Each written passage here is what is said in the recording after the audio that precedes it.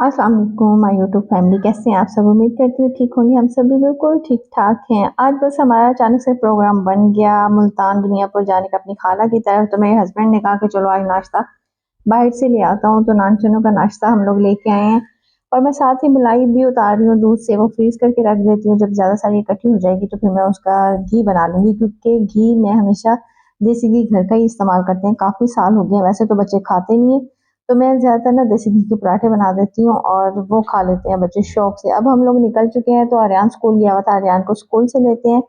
उसको लीव ली थी उसकी हम लोगों ने हाफ डे की। तो ये मैं आपको आर्यन का स्कूल भी दिखाती हूँ। माशाल्लाह से आर्यन का स्कूल बहुत बड़ा है और काफ़ी अच्छा भी है। और वैसे भी बहावलपुर में कहने में आता है कि इस स्कूल की स्टडी बेस्ट है।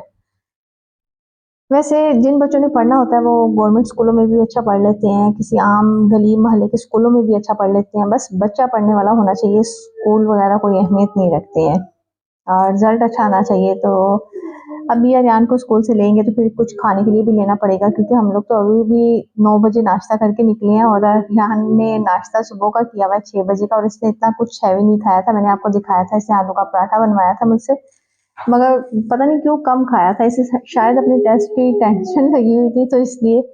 अच्छा, पता नहीं ऐसा क्यों होता है कि ब्लॉगिंग करते करते जब हम वॉइस रिकॉर्ड करते हैं, अपनी वॉइस ओवर करते हैं, तो वर्ड्स क्यों नहीं बोले जाते। अक्सर ऐसा होता है, जुबान हिचलाने लग जाती है। अच्छा जी, चलें अभी हम लोग लेते हैं बेकरी से कुछ खाने के लिए। अनाबिया भी साथ गई है और अनाबिया पता नहीं क्यों आज बहुत ज़्यादा डल हो रही थी, शायद जल्दी उठने की वजह से। और ये देखिए काफ़ी खूबसूरत लगती है ये जगह। जब हम घर से निकले थे तो हल्के हल्के बादल से हो रहे थे, अभी रास्ते में भी कभी बादल हो जाएंगे और कभी धूप हो जाएगी। लेकिन हमें पता नहीं था कि वहां जाके कैसा मौसम होगा, इतनी कोई शदीद गर्मी पड़ जाएगी।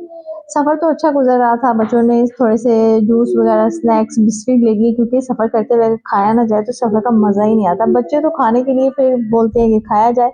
अभी हम लोग पहुंच चुके हैं, हालांकि कॉल आ गई थी कि कितना टाइम है। हम लोग जल्दी से पहुंचे और पहुंचने से पहले हम लोग सबसे पहले उनके फार्म पे गए हैं, जहाँ पे उन्होंने अपनी गाय भैंसें वगैरह रखी हुई है।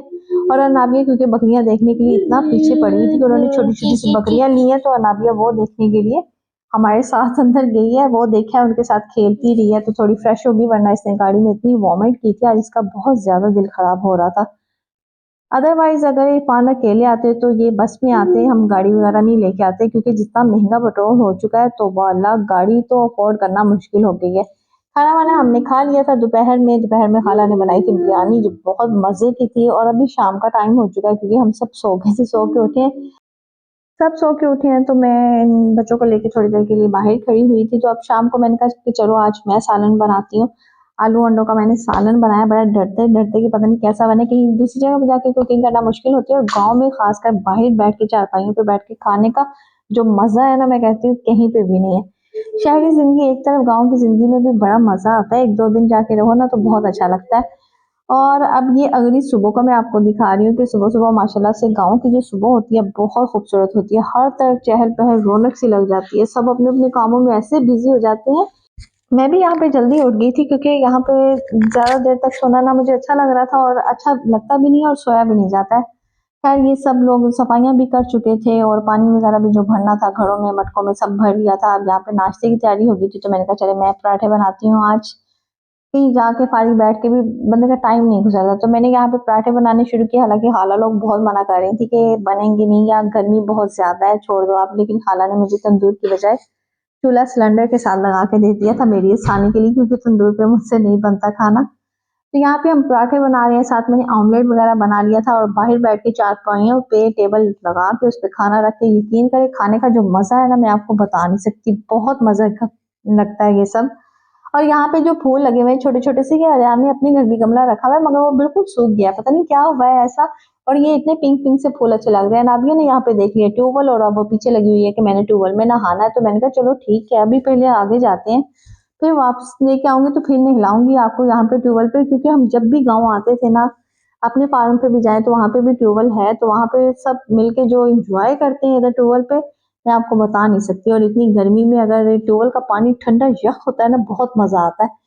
तो अभी हम लोग आए हैं यहाँ पे जमीनों पे मकई देखने के लिए। इतनी कोई गर्मी है यहाँ पे, इतनी गर्मी है, लेकिन जब हम बाकी दूसरे लोगों को देखते हैं ना तो वो इतनी गर्मी में औरतें कपास चुन रही हैं, घास काट रही हैं, तो उन्हें देख के यकीन करें हमें भी हौसला होता है कि नहीं वाकई जब वो लोग इतनी मुश्किल ज़िंदगी गुजार सकते हैं तो हम क्यों नहीं गुजार सकते हैं।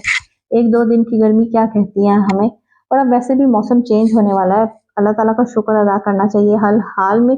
और यहाँ पे ये मैं आपको दिखाती हूँ मकई, जो हमारी मकई लग चुकी है माशाल्लाह से माशाल्लाह, शुक्र है अल्लाह ताला का, बहुत अच्छी लगी। और रेहान पकड़ पकड़ के पूछ रहा है मम्मा इसे सिट्टा बोलते हैं ना? मैंने कहा जी इसे सिट्टा भी बोलते हैं, छली भी बोलते हैं, इसे भुट्टा भी बोला जाता है, मकई भी बोला जाता है। यहाँ से हम निकले हैं तो टोवल पे नाबिया को नहलाने के लिए ले आई हूँ मैं। इतना यख पानी था कि बहुत मजा आ रहा था।